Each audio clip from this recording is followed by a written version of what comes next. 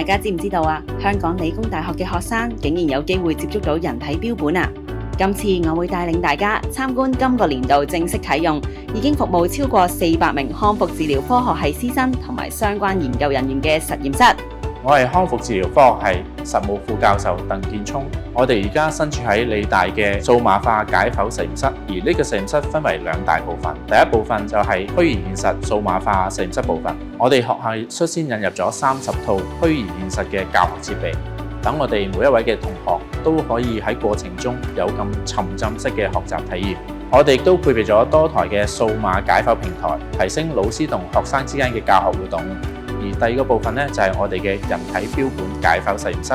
實驗室裏邊配備實時影像系統，學生可以透過鏡頭清楚睇到標本，更具體明白人體嘅結構。